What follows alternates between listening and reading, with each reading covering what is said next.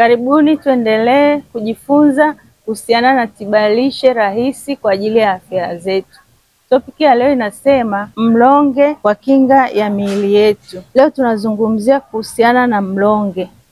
Mlonge unasaidia utibu magonjwa mengi sana, ikiwemo presha, kisukari na mengine mengi yaliyopo katika miili yetu. Tumia chai ya mlonge kila siku. Chukua unga wa mlonge, pika chai, na baada ya hapo chukua mlonge nusu kijiko, korogea kwenye kikombe chako cha chai. Au pia unaweza ukatumia majani mabichi ya mlonge kuchanganya kwenye mboga za majani. Mlonge unasaidia sana. Asanteni kwa kunisikiliza, naomba muendelee kunifuatilia.